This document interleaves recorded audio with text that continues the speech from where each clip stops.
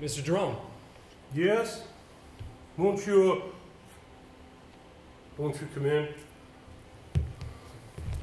I trust you are fully recovered after your experience at Mrs. Drablo's funeral. Thank you, yes, thank you. No doubt you're wondering why I'm here. You see, I had no idea, I don't know whether you had, of the volume of papers belonging to Mrs. Drablo.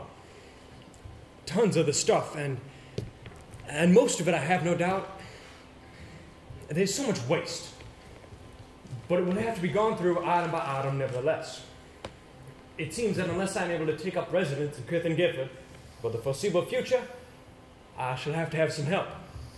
I'm afraid I can't offer you any help, Mr. Kipps. Oh, no. I wasn't thinking that you do anything personally, but perhaps you have a young assistant.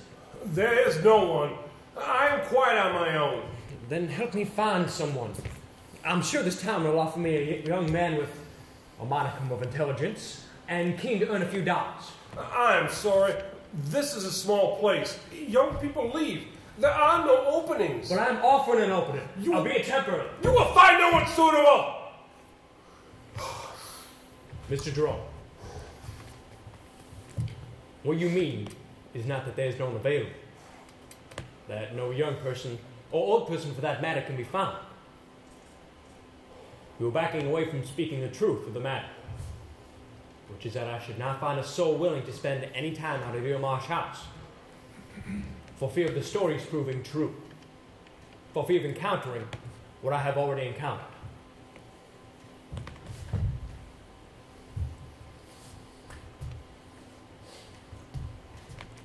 Keckwick came back for you? Yes. I was more grateful than I can say. There's nothing Keckwick doesn't know about your marsh house. Do I take it he fetched some courage from Mrs. Drablo? She saw no one else. Not another living soul. There are stories, tales. There's all that nonsense. You discount most of it. Of course. But not all. You saw the woman in the churchyard. I saw her again in the old burial ground. Well, I will not be put out by a ghost or several ghosts, Mr. Jerome. My work must be done. And I doubt the woman in black can have any animosity towards me. I wonder who she was. Is. I hardly know how to refer to her. I must face it out, Mr. Jerome. Such things one must face. So I said once. I'm sorry, Mr. Kipps. I have to stop. Are you all right? Yes, I am. Jerome was terrified. But you yourself, it would seem you were in a state of emotion. I was. My emotions were so extreme, so volatile. It was as if I was living in another dimension. My heart seemed to be faster, my step to be quicker. Everything I saw was brighter, its outlines more sharply, precisely defined. Can you go on? Yes. Can you go on until the end? Oh, yes. Yes, I must. Let us go on. Let us be done with it, for God's sake.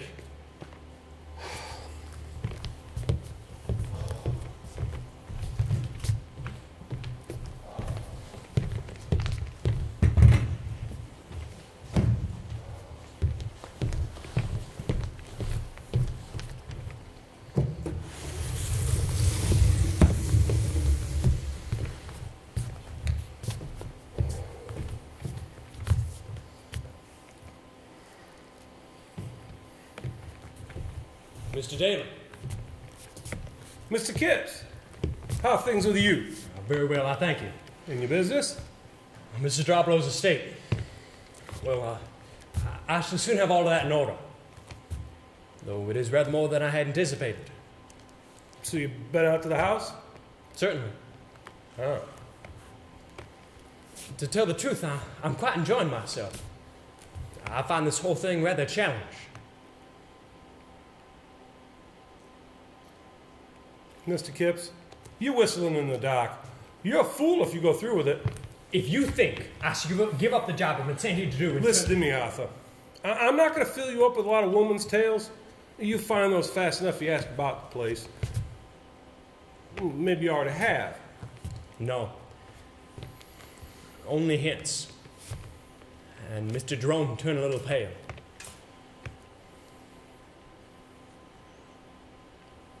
But you went out there to the house? I went there. And I had an experience I shouldn't care to go through again. Though I confess I cannot explain it. It seems to me, Mr. Daly, that I have seen whatever ghost haunts the homage. A woman in black, with a wasted face. Because I have no doubt that she is what people call a ghost. That she was not a real, living, breathing human being. Well, she did me no harm. She neither spoke nor came near me. But I did not like her look. And I liked the power that she seemed to emanate from her towards me even less. But I've convinced myself that it is a power that cannot do more than make me feel afraid. If I go there again and I see her, I am prepared. And the pony and trap? So I heard of that. Mm-hmm. I will not run away. You shouldn't go there. I'm afraid I'm going. You shouldn't go there alone. It seems I can find no one to come with me. No, and you will not. Good God. Mrs. Drobdo lived there for, what was it, 60-odd years? To a ripe old age. She must have come to terms with the ghosts about the place. Maybe that's just what she did do.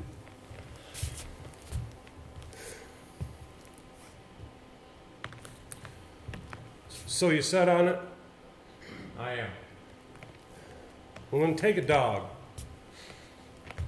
I haven't got a dog. I do. Yes, buddy. Take her.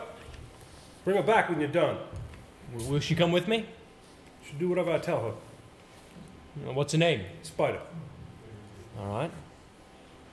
I'll be glad of her company, I confess. Thank you. Come on, girl. Come on, Spider.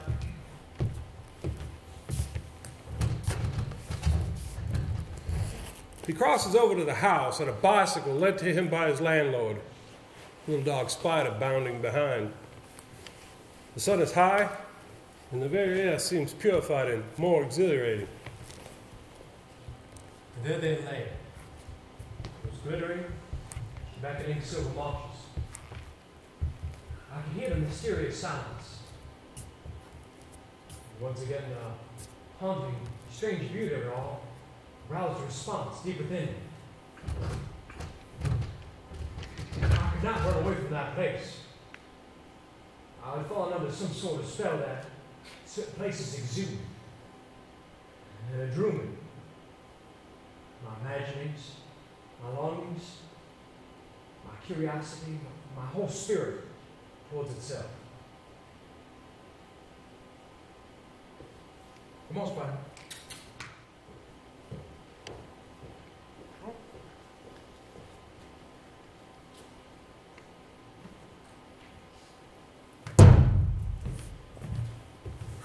He lights fires, air sheets and blankets, opens windows and draws up blinds, and sets himself to work in one of the bays of the morning room.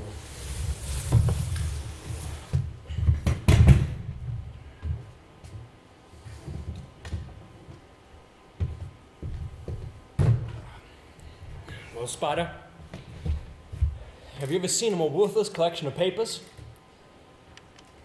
I do believe Mr. Droblo kept every bill, receipt, and Christmas card she ever had.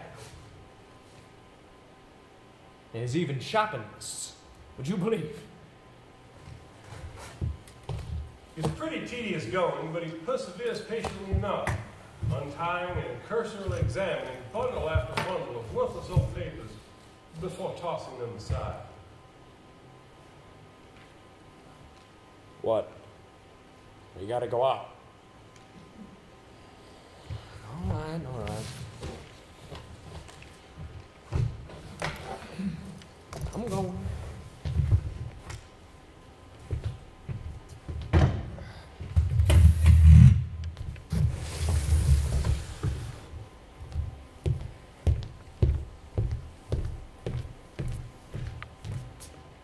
Come on.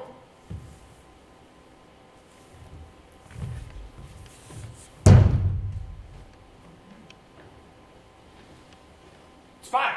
Spider! Rabbits.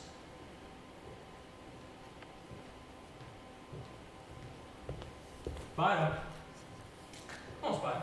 Come on.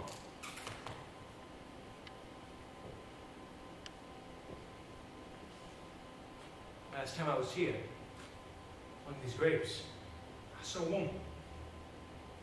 Where is she, Spider? Where is she, girl?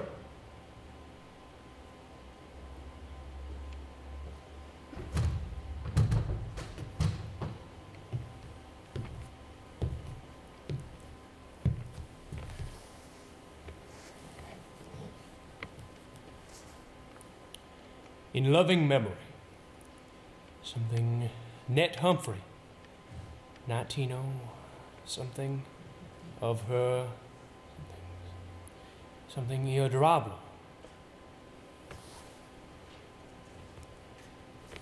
Spider! Spider! Come on. Come on. He returns to the house and to his task. Already, the air has become colder and the sky is losing its light.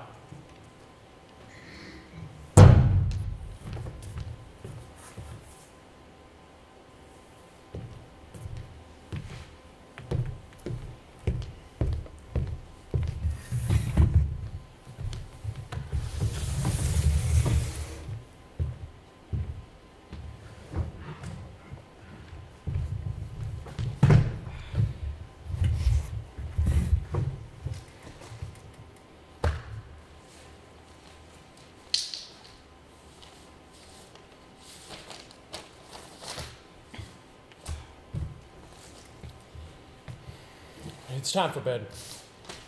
Come on, Spider.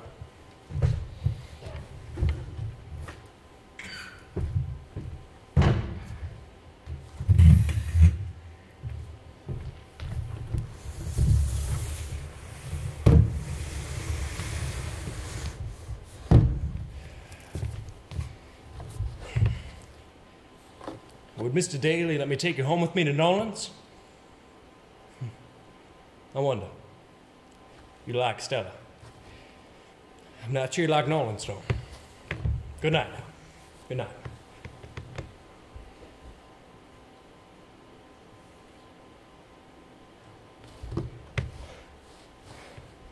What is it, Spider?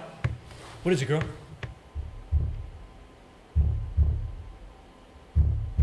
Good girl. Good girl.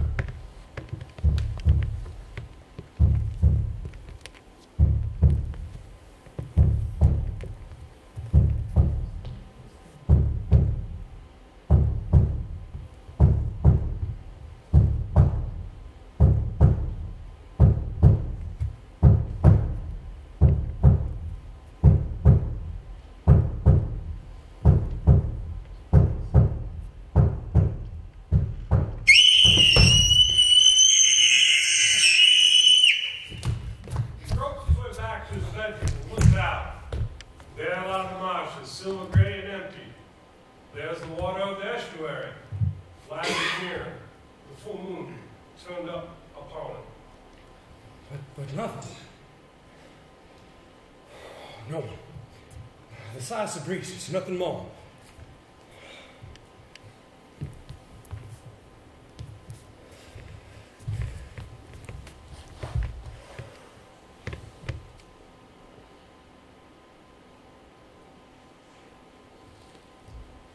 In the morning, he wakens to a change in the weather. When he looks outside, he can hardly see the division between land and water and sky. All is a uniform gray with low, thick clouds and a drizzle.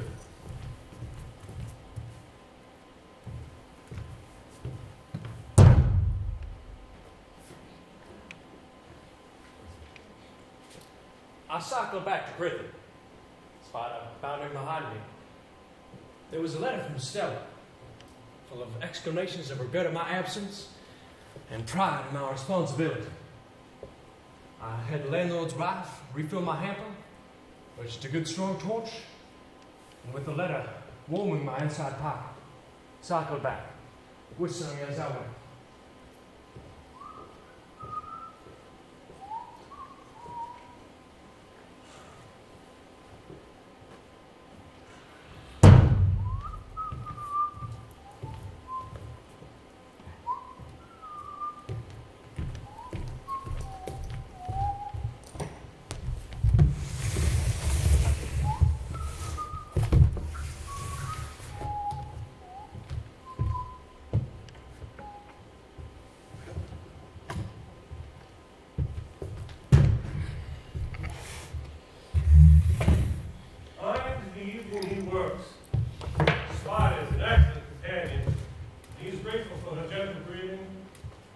Scratching or clattering about the big empty house.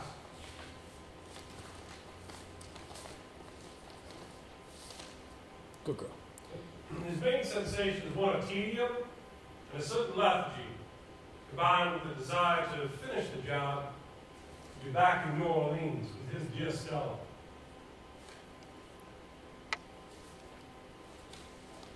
After dinner, I was cycling through the papers which I had found. I began to read some of the letters that were in there. They were all dated between February of about 60 years ago and the summer of the following year. At first, they were sent from a manor house of a village some 20 miles from here, and later, from a lodge in Mississippi. They were all addressed to my dear or dearest Alice, and signed for the most part, J, but occasionally, Janet. The writer, a young woman, and apparently a relative of Mrs. Darablo's. She was unmarried and with a child. At first, she still lived at home with her parents. Later, she was sent away. In Mississippi, a son is born to her, and she writes of him with desperate, clinging affection.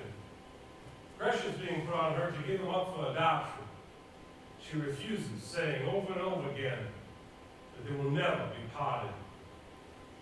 He is mine. Why should I not have what is mine? He shall not go to strangers. I shall kill us both before I let him go. And then the tone changes. What else can I do? I'm quite helpless. If you will mortgage out to have him, I shall mind it less. I suppose it must be. But the last letter of all is written in a very small, cramped hand. Love him. Take care of him as your own. But he is mine. Mine. He can never be yours. Oh, forgive me. I think my heart will break. Jane. In the same packet is a simple document declaring that Nathaniel Pearson, infant son of Janet Humphrey, is to become by adoption the child of Thomas Morgan Drablo of Eelmarsh House, Prithee, Gifford, and of his wife, Alice. What is it, Spider? What is it, girl? Good girl. Stay with me.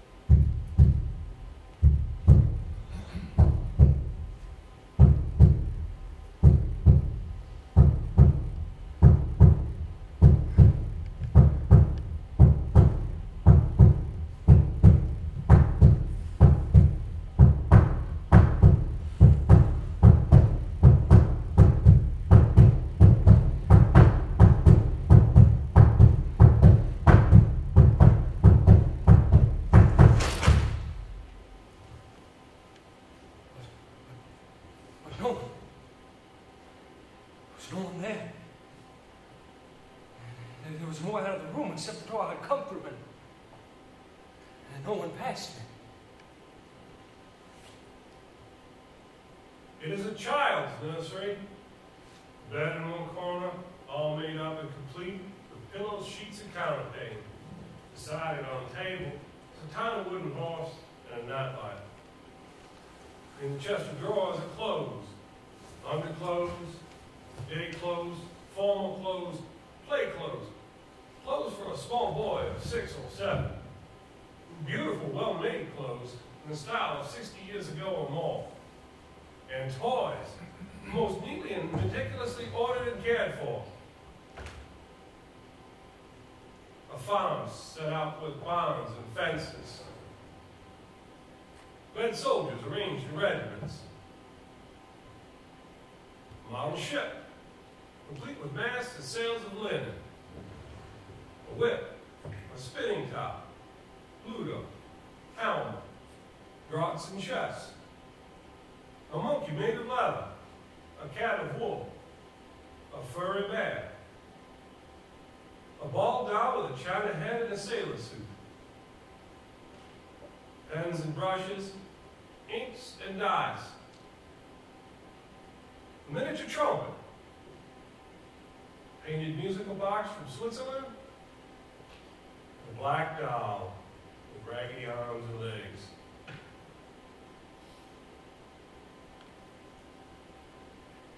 They must have been here half a century. Yet, they might have been played with this afternoon. There was nothing here to frighten or harm. It was only emptiness. A curious air of sadness. Of something lost. Missing. So that I myself felt a desolation. Grief within my own heart. How can I explain it? I cannot. But I remember it as I felt it.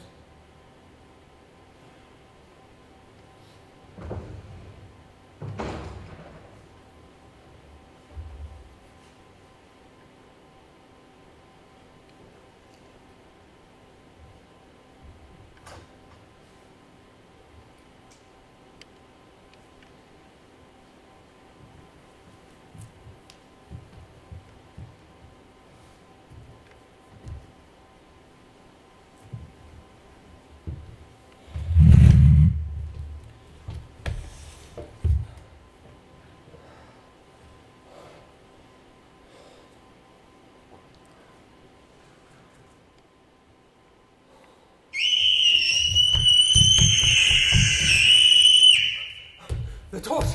God help me, the torch! Where's the spider?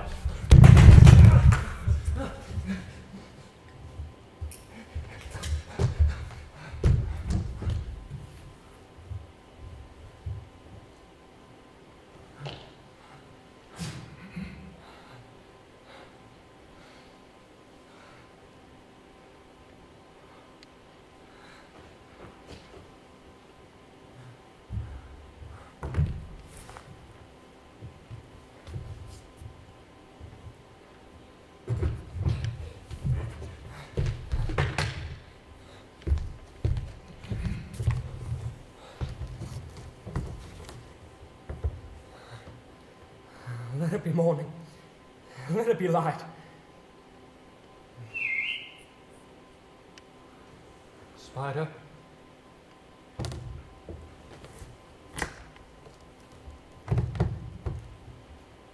Who is your spider?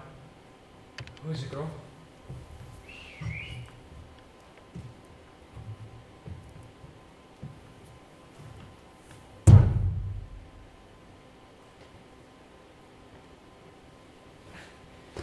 Before I can restrain her, she is off, as though after a rabbit, running low and fast out of the house and away across the mountains. Spider! Spider, come back! He stands amazed and bewildered, as Spider's small form recedes in the great open expanse. Then he runs, as he has never run before. She is yelping loudly, struggling to take her balance from 15 feet. Spider! Just visible, Spider! He took me because the field of sickness unsteady, so the ground has become foggy. Stay still, girl, still as you can. Glide away rather than walk. Have courage, girl, I'm coming. Little dog scares a whole lot. My body is sinking below the bottom. Just yelping loudly. Good girl, good girl. Grabs his neck. This is the last of the body. You hold, you straight, so straight. Down. Feels it go by something. Like something you feel again. That is the last few shots. His body backwards on the foot on the ground. Spider, thank God. Thank God.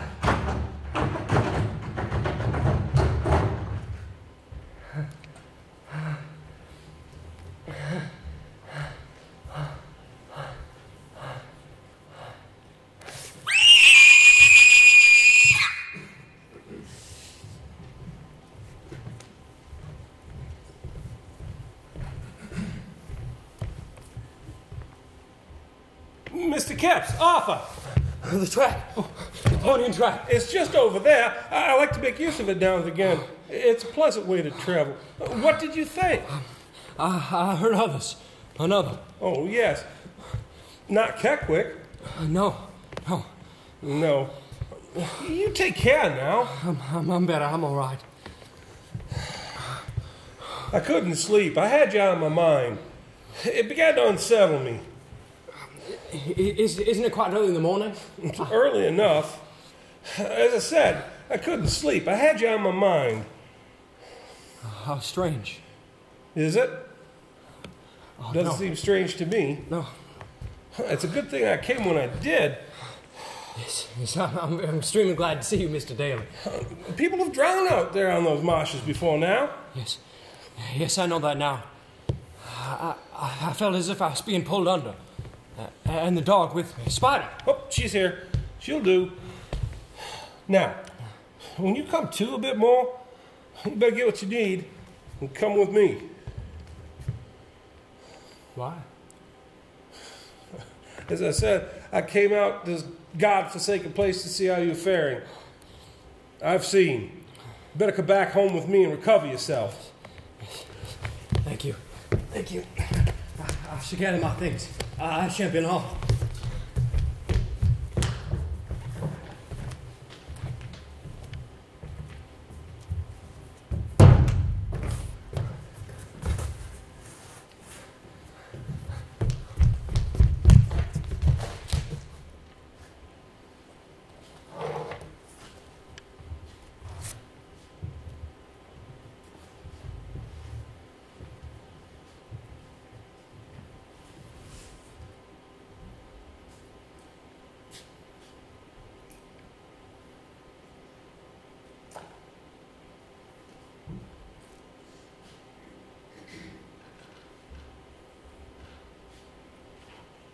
God in heaven.